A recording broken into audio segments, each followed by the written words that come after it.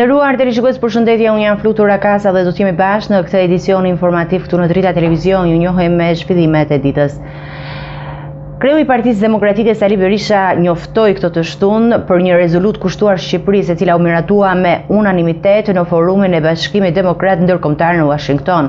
Rezoluta kritikon, sipas tij, Edi Ramën, reformën në drejtësi dhe kreun e SPAK-ut, duke denoncuar drejtësinë selektive.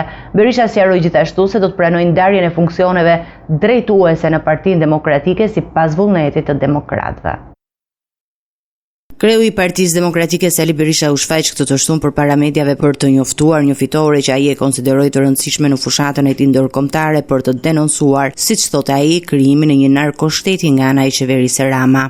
Dje në Washington, në forumin e Bashkimit Demokrat Ndërkombëtar, forum që bashkon rreth 80 parti politike të djathta dhe qendrës së djathtë, por që de facto udhëhiqet nga Partia Republikane e Shteteve të Bashkuara, që përfshin Unionin Bashkimin Demokrat Kristian të Gjermanisë dhe të gjitha forcat politike të Partinë Konservatore të Britanisë dhe forcat tjera politike të qendrës djathtë dhe djathta në Europë dhe në botë, kanë votuar në unanimitet të plot, me mbështetje të plot, pa asnjë vretje, rezolutën kushtuar Shqipërisë. Berisha theksoi se një rezolut me 11 pika e miratuar të premtem në Washington gjatë forumit të Bashkimit Demokrat Ndërkombëtar, sipas Berishës, është një goditje të reformës në drejtësi dhe kreut të SPAK-ut, duke të kritikuar vendimet e motivuara politikisht ndaj drejtuesve të opozitës. Këto rezoluta nxjerrin në dritë e diellit keqpërdorimin e drejtësisë dhe reformës së drejtësisë në narko-regjimi, dëshmojnë se Altin Dumani nuk është gjë tjetër veç se një Altin Troplin, apo poja i skapit, që një verbridh dhe fanatizëm politik sulmon me tërbim pluralizmin politik në Shqipëri. Berisha ju përgjigj gjithashtu pyetjeve mbi zhvillimet brenda Partisë Demokratike, duke konfirmuar se do të pranojë propozimet për ndarjen e funksioneve drejtuese në parti, një proces që sipas tij do të realizohet me vullnetin e demokratëve. Të shkojmë, po, ka mendime, e them këtu, të qarta, që në Partinë Demokratike do të ndahen funksione. Dhe kjo do ndodhë, por të gjitha këto do bëhen me vullnetin e antarësisë Partisë Demokratike, me vullnetin e demokratëve. Ai sqaroi se nuk impresionohet nga takimet private të organizuara nga individë të tjerë të partisë, duke shtuar se ka pranuar vetëm një takim me Ilir Ali Mehmetin. Asnjë takim privat nuk më impresionon. Asnjë takim privat, absolutisht. Ndërkohë, do ndigjohet çdo zë brenda forumeve. Ky besoj, kjo është detyra ime, ky është parim për çdo forcë politike demokratike. Por ata që zgjedhin privatën, kanë bërë zgjedhjen e tyre. Ilir Ali Mehmetin e kam pritur, ka kërkuar takim dhe e kam pritur. Antari kryesisë Saljani nuk ka kërkuar. Një platformë nuk ka sjell, kemi bërë një bisedë dhe pak a shumë i kam thënë këto që po ju them ju.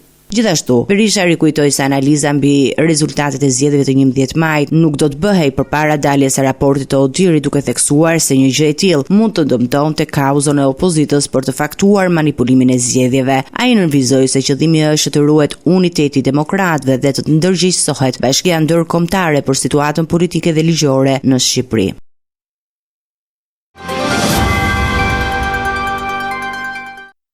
Kryebashkiaku i Tiranës, Erion Veliaj, përmes mbrojtjes së tij theksoi se ende nuk ka akses real në aktet e dosjes në GJKK dhe se procesi nuk mund të vijojë pa u njohur me to. Mbrojtja kundërshton pretendimet e SPAK-ut për shtyrje të seancave paraprake, duke theksuar se kërkesat e tyre janë për garantimin e një procesi të drejtë. Avokatët e Veliajt argumentojnë se volumi i madh i materialeve dhe veprimeve hetimore shtesë ngrin dyshime mbi përputhshmërinë e dokumentacionit. Kryebashkiaku i Tiranës, Erion Veliaj, dhe mbrojtja e tij kanë bërë të qartë se deri tani nuk kanë marrë asnjë provë të përdorshme për të ushtruar një mbrojtje efektive në gjykatën e GJKK-s, sipas ekipit ligjor. Aktet e dosjes janë dorëzuar Veliajt nëpërmjet USB-s, e cila nuk mund të përdoret në qeli, duke penguar njohjen reale të materialeve të hetimit. Procesi nuk mund të vijojë pa u garantuar që i pandehuri dhe mbrojtja e njohur me materialet mbi të cilat do të zhvillohet gjykimi, një standard i pandryshueshëm i procesit. shërbimit. Avokatët gjithashtu vënë në dukje volumin e materialeve që arrin mbi 60.000 faqe, të cilat kërkojnë kohë të mjaftueshme për t'u lexuar dhe analizuar. Ata kundërshtojnë pretendimin e SPAK-ut se kërkesa e tyre për njohjen me aktet ka qenë i qëllimshëm. Çdo shtyrje është vendosur nga gjykata pas vlerësimit se kërkesat ishin të arsyetuara dhe të domosdoshme për ushtrimin e mbrojtjes, pavarësisht mungesës së kohës së mjaftueshme dhe mungesës së aksesit të plotë në materiale, përfshir faktin që Veliaj nuk ka ende në dispozicion asnjë provë të dosjes. Mbrojtja ka punuar intensivisht për të qenë plotësisht bashkëpunuese me gjykatën dhe për të mos u bërë shkak vonesash. Mbrojtja gjithashtu ngriti dyshime mbi veprimet hetimore shtesë të SPAK-ut të kryera midis korrikut dhe shtatorit, të cilët sipas saj mund të mos përputhen me materialet e depozituara në gjykatë, duke sjellë shqetësime për integritetin e dosjes.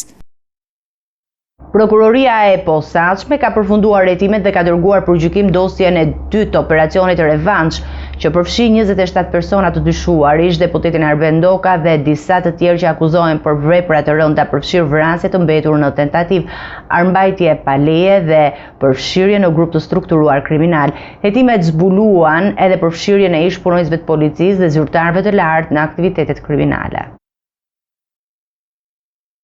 Prokuroria e posaçme kundër korrupsionit dhe krimit të organizuar ka përfunduar hetimet dhe ka dërguar për gjykim dosjen e 2 të operacionit të njohur Revanshi. Hetimet bazuar në komunikimet e zbardhura nga aplikacioni Sky CC dhe provat e tjera kanë përfshirë 27 të dyshuar, të cilët akuzohen për një sër veprash penale të lidhura me grup të strukturuar kriminal. Ish deputeti socialist Arben Doka ende në kërkim akuzohet për vrasje me paramendim të mbetur në tentativë ndaj shtetasit Alex Ndreka, për sigurimin e kushteve dhe për vrasje në dëm të durimbamit, për armbajtje pa leje dhe ndim në kalim të palishëm të kufirit. Në këtë grup kriminal përfshihet edhe nipi i tij Samuel Ndoka dhe Arjan Tuku, të cilët akuzohen për të njëjtat vepra penale, ndërsa një tjetër i shumë kërkuar, Ervis Martinaj, dyshohet për tentativa vrasjesh ndaj Burimbamit dhe Ervis Kodrës, si dhe për sigurimin e kushteve për vrasje në dëm të disa personave të tjerë. Hetimet kanë identifikuar gjithashtu përfshirjen e ish punonjësve të policisë si rasti Klodian Shahinit, i cili dyshohet për sigurimin e kushteve për vrasje në dëm të Prenggjinit, për kultivimin e bimëve narkotike dhe shpërdorim detyre në kuadër të grupit kriminal. Janë akuzuar ish drejtori i policisë në Lezhë, Henry Gert Mirti dhe ish shefi Altin Morina.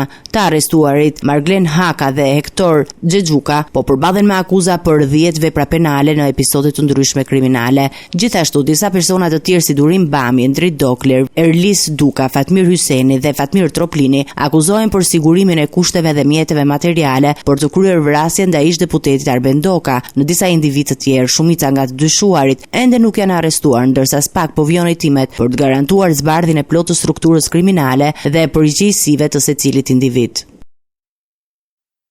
Nevzat Spaho, 29 vjeç, i arrestuar si bashkëpunëtor në vrasjen e biznesmenit Mondi Mohalla në Elbasan në 30 nëntor, u la në qëllim nga gjykata e qytetit. Gjyqtarët vendosën masën e sigurisë arrest me burg pas kërkesës së prokurorit, duke marrë në konsiderat precedentin kriminal të Spahos. Hetimet po vazhdojnë për të zbuluar lidhjet e tij me viktimën dhe për arrestimin e 2 të dyshuarve të tjerë të shpallur tashmë në kërkim.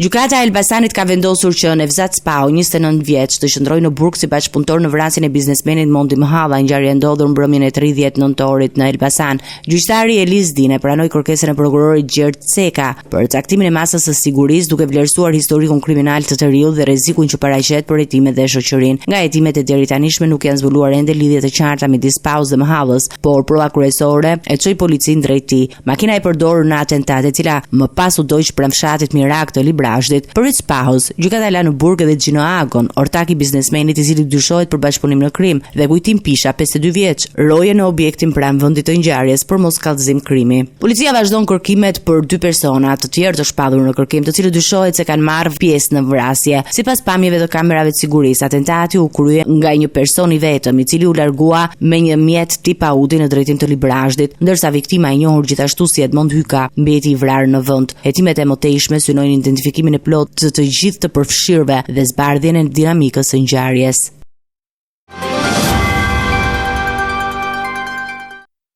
Shpëtim Çeliku, i dënuar me 25 vite burg për vrasjen e bashkëshortes në vitin 2012, ka ndruar jetë në spitalin qendror të QSUT-s. Ai po trajtohet për disa ditësh në reanimacion për shkak të komplikacioneve të rënda shëndetësore. Sipas drejtorisë së burgjeve, shkaku i vdekjes ka qenë arresti kardiak. Shpëtim Çeliku, 48 vjeç, i cili vuan të dënimin për 25 vitesh për vrasjen e bashkëshortes së tij në Orikum, ka humbur jetën këtë të shtunë në repartin e reanimacionit në Qosot.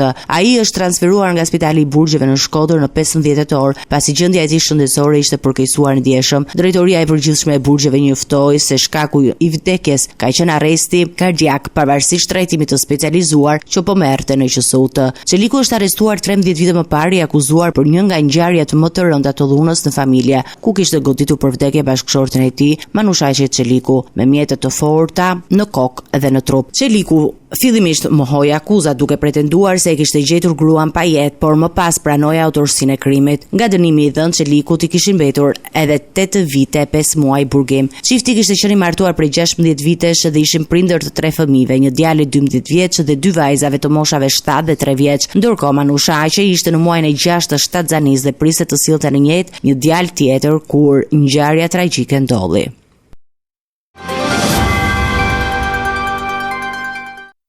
Apeli i posaçëm antikorrupsion ka ankimuar vendimin e GJKK-s për dënimin e ish-kryeprokurorit të Vlorës Aurel Zarka, duke urdhëruar rishikimin e dosjes nga një kolegj tjetër gjykues. Sipas apelit, gjykata e shkallës së parë ka bërë cilësim të gabuar ligjor të veprave penale, duke mos e trajtuar çështjen si pjesë të një grupi të strukturuar kriminal. GJKK pritet të shqyrtojë sërish procedurën dhe të vendosë nëse dosja do t'i rikthehet prokurorëve të SPAK-ut për hetimet mëtejshme. Seanca e kësaj të premteve për çështjen e kryebashkiakut të Tiranës Erion Veliaj u mbyll pa një vendim, duke shtyrë vendimarrjen për në 12 dhjetor. Në këtë seancë, paragjyqtare Setleva Dedja përfundoi mbrojtja e ish-deputetes socialiste Klotilda Bushka, e cila nuk ishte e pranishme, po përmes avokatit të saj kërkoi pushimin e çështjes me arsyetimin se fakti i pretenduar nuk përbën vepër penale. Në rast se kjo kërkesë nuk pranohet, mbrojtja kërkoi gjykim të shkurtuar dhe mos kompetencë në gjykatën e posaçme për krime të rënda, pasi Bushka nuk është më deputete. Ajo akuzohet nga SPAK se ka ndërhyrë për të penguar hetimet duke intimiduar dëshmitarët. Në seancë u paraqit vetëm biznesmeni Elman Abule, i cili ka kërkuar pushimin e çështjes ose gjykim të shkurtuar, ndërsa mbrojtja përfundoi gjithashtu për 2 shoqërit, Byla dhe Eventus. SPAK-u përfaqësua nga prokurorët Altin Dumani dhe Olsi Dado, të cilët kërkojnë dërgimin e çështjes për gjykim. Ndërkohë Veliaj ka deklaruar se nuk është njohur me aktet e çështjes, pasi ka marrë vetëm një USB me dokumente, të cilët nuk mund ta lexojë pasi nuk ka laptop në qeli. SPAK thekson se aktet janë dorëzuar dhe çdo ndërveprim tjetër mes pandeurit dhe mbrojtjes i takon marrëdhënies së tyre. Në seancën e ardhshme pritet të shpalosin argumentet e mbrojtjes së kryebashkiakut Erion Velia, bashkëshortes së tij Ajola Xoxa dhe 2 biznesmenëve Venetian Sula dhe Shkëlqim Fusha. Velia i ndodhet në paraburgim që nga shkurti i këtij viti dhe akuzohet për pastrim parash, mos deklarim pasurie, korrupsion pasiv në 9 episode, shpërdorim detyre dhe futjen e sendeve të ndaluara në qeli. Ai ka mohuar akuzat dhe ka quajtur procesin të pabazuar në prova.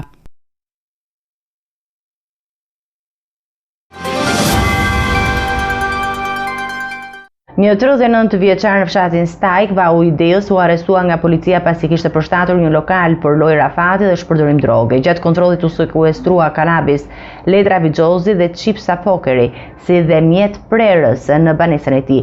Dosja është referuar në prokurori dhe hetimet pritet të përcaktojnë masën e sigurisë për të arrestuarit. Policia e Vaut të Deos në bashkëpunim me forcat e posaçme Shqiponia ka goditur një rast të rëndësishëm të përdorimit të ambienteve për rafati dhe prodhim të shpërndarjes së drogës. Në fshatin Stajk, efektivët vunë prang Alfred Palushin, 39 vjeç. Kontrollit ushtrinë edhe në banesën e të arrestuarit, ku policia sekuestronte lëndë narkotike shtesë, fara të dyshuara kanabisi dhe mjete prerës tik. Veprimet e kryera nga Palushi përbëjnë shkelje të ligjet për prodhim dhe shpërndarjen e drogës, si dhe për përshtatje të lokalit për përdorim të tij dhe organizimin e lojrave të fatit. Dosja e mbërritur në prokurorinë e Vaut të Deos përfshin disa akuza: prodhimin dhe shitjen e narkotikëve, vënje në dispozicion të lokaleve për lojra fati dhe prodhim, mbajtje ose shitje pa leje armëve të ftohta. Hetimet e mëtejshme pritet të përcaktojnë masën e sigurisë për 39 vjeçarin dhe të zbardhin të gjitha rrjetin e mundshëm të përfshirëve në këto veprime. Një 76 vjeçar në Durrës u arrestua këtë të shtunë pasi dyshohet se ka tentuar të vrasë bashkëshorten e tij duke goditur me mjet të fortë. Pamjet e kamerave të sigurisë tregojnë të moshuarin teksa ndjek nga pas gruan dhe e sulmon me një shkop druri. E plagosura 70 vjeçe u dërgua me urgjencë në spitalin e traumës për shkak të dëmtimeve të rënda.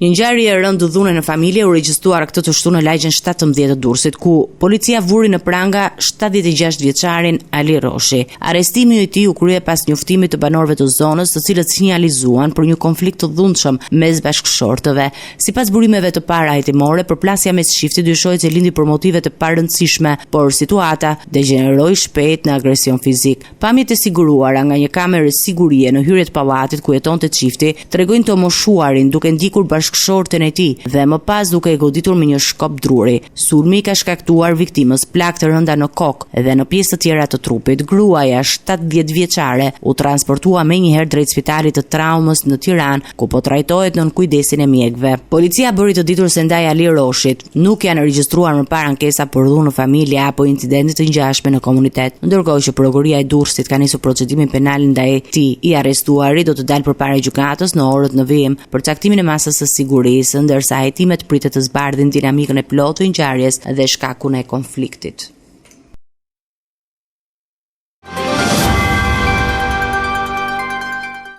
Eci me të tjera informacione. Lëvizja vetëvendosje ka zyrtarizuar marrëveshjen e koalicionit për zgjedhjet e parakohshme të 28 dhjetorit, duke u bashkuar me Guxo Alternativën dhe PDSH-n. Në njoftimin e bërë publik në Facebook, partneritetet politike shprehen se synojnë një qeveri më të qëndrueshme dhe institucione më funksionale. Zgjedhjet e reja vijnë si pasojë të shtimit për formimin e ekzekutivit pas procesit zgjedhor të 9 shkurtit. Lëvizja vetëvendosje ka prezantuar sot marrëveshjen e re të koalicionit në të cilën do të garojë në zgjedhjet e parakohshme parlamentare të 28 dhjetorit. Aleanca përfshin Guxon, Alternativën dhe PDSH-n, duke krijuar një blok politik që synon të paraqitet i konsoliduar përballë procesit të ri zgjedhor. Njoftimi zyrtar është shpërndar nga vetëvendosja në Facebook, ku theksohet se ky bashkim është konceptuar si një platformë e përbashkët për forcimin e demokracisë dhe rritjen e efikasitetit të institucioneve. Sipas deklaratës, partnerët e koalicionit kanë rënë dakord mbi një sër parimesh bazë që lidhen me transparencën, integritetin në qeverisjen dhe orientimin drejt interesit të qytetarëve. Subjektet e përfshira nënvizojnë se kanë kontribuar ndër vite në mbrojtjen e vlerave republikane, në zgjerimin e barazisë qytetare dhe në ruajtjen e karakterit demokratik të shtetit. Vetëvendosje, Guxo, Alternativa dhe PDSH theksojnë se cila prej tyre sjell përvojë politike, kapacitet profesional dhe përgjegjësi të dëshmuar në angazhim publik, duke synuar të ndërtojë një program të përbashkët qeverisës. Zgjedhjet e 28 dhjetorit organizohen pas pamundësisë për të formuar institucione të reja nga votimi i 9 shkurtit, ku nëse vetëvendosje fitoi shumicën relative, nuk arriti të sigurojë numrin e nevojshëm të votave për krijimin e qeverisë. Ky zhvillim e çoi Kosovën drejt procesit të ri zgjedhor, që do të jetë i 10-i në radhë që për përfundimin të luftës. Rasti i zgjedhjeve të 9 shkurtit mbetet i pari që nga shpallja e pavarësisë, kur pas zgjedhjeve të rregullta nuk arriti të ngrihen institucione, duke e detyruar vendin të rikthehet sërish në votimin brenda të njëjtit vit.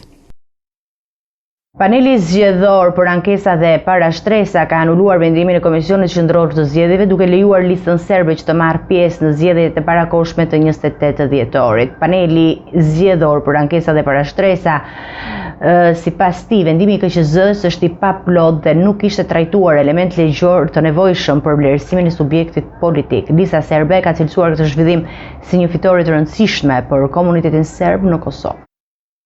Paneli zgjedhor për ankesa dhe parashtesa ka vendosur të pranojë ankesën e listës serbe, duke rrëzuar vendimin e Komisionit Qendror të Zgjedhjeve që kishte refuzuar certifikimin e saj për zgjedhjet e 28 dhjetorit. Në arsyetimin e panelit thuhet se KQZ-ja nuk kishte paraqitur një qëndrim të argumentuar dhe të plot i lidhur me vlerësimin e kushteve ligjore, ndërsa rekomandimi i zyrës për certifikimin në KQZ është në favor të lejimit të pjesëmarrjes së subjektit serb në zgjedhje. PZAP theksoi se lista serbe ka plotësuar kriteret ligjore të parashikuara për certifikimin e partive politike dhe se vendimi paraprak i KQZ-s është marrë pa analizuar në mënyrë të plot faktet relative. Menjëherë pas publikimit të vendimit, lista serbe reagoi duke e cilësuar këtë si një fitore të rëndësishme, pavarësisht se e vogël për komunikimin serb në Kosovë. Vendimi i 2 dhjetorit i KQZ-s që pengoi pjesëmarrjen e listës serbe në zgjedhje shkaktoi reagime të forta nga Beogradi dhe kritikë të hapur nga fajsues të Bashkisë Ndërkombëtare. Kjo është hera e tretë brenda vitit që lista serbe përballet me përpjekje për të mos certifikuar, si në zgjedhjet parlamentare ashtu dhe në ato lokale.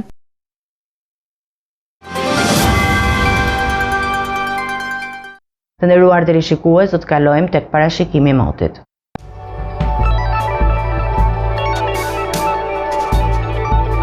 Territori shqiptar për datën 7 dhjetor 2025 do të jetë në ndikimin e masave ajrore të qëndrueshme që do të sjellin mot kryesisht të vranët në pjesën më të madhe të vendit. Paraditja do të paraqitet me vranësira të dendura në veri dhe qendër, ndërsa pasditja pritet të sjellë kthjellime të pakta në zonat jugore.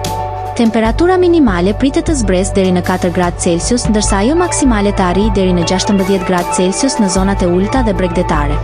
Gjatë ditës priten rreth 1 deri në 2 orë diell kryesisht në jug dhe juglindje. Era do të fryjë nga drejtimi jug-perëndim me shpejtësi 2 deri në 4 metra për sekond, ndërsa përgjat bregdetit deri në 5 metra për sekond. Deti do të ketë dallgëzim të ulët rreth 1 deri në 2 ballë. Indeksi ultraviolet për Tiranën më 7 dhjetor 2025 pritet të jetë i ulët rreth 1. Sipas burimeve astronomike, lindja e diellit në Tiranë më 7 dhjetor do të jetë në orën 6:46 minuta, ndërsa perëndimi në orën 16:18 minuta. Temperaturat minimale dhe maksimale për qytetet kryesore të Shqipërisë do të jenë si më poshtë. Shkodër 10 deri në 15 gradë Celsius. Kukës 4 deri në 9 gradë Celsius. Peshkopi 5 deri në 9 gradë Celsius. Tiranë 12 deri në 15 gradë Celsius. Durrës 11 deri në 16 gradë Celsius. Kavaj 9 deri në 15 gradë Celsius. Elbasan 11 deri në 14 gradë Celsius. Berat 10 deri në 15 gradë Celsius. Korç 4 deri në 8 gradë Celsius. Vlorë 12 deri në 15 gradë Celsius. Gjirokastër 8 deri në 13 gradë Celsius. Sarandë 11 deri në 16 gradë Celsius.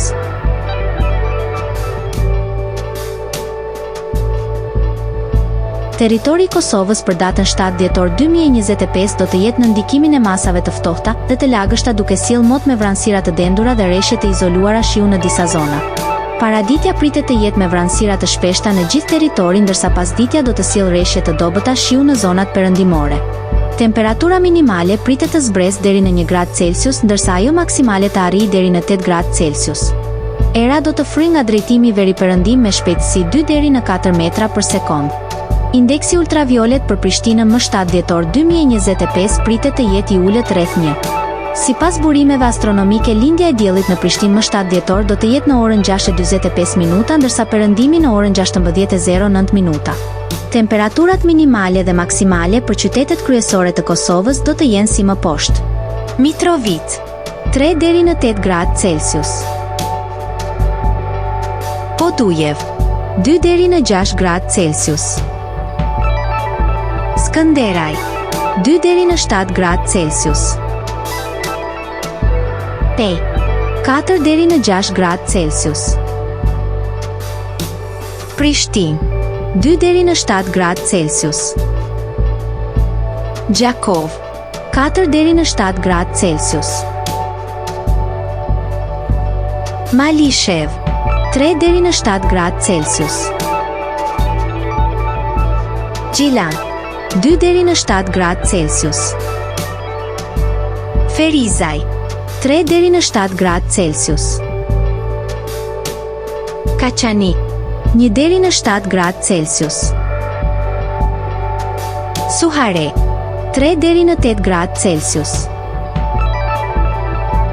Prizren 3 deri në 6 gradë Celsius.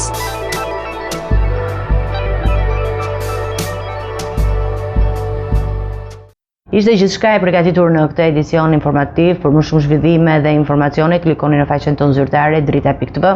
Mund në ndiqni dhe në rrjetet tona sociale, Facebook, Instagram, YouTube, ku jemi me përditësime në çdo kohë. Vazhdoni të qëndroni në shoqërinë e programacionit të Drita Televizion, bashkë me Ruta Kofshim në edicione të tjera.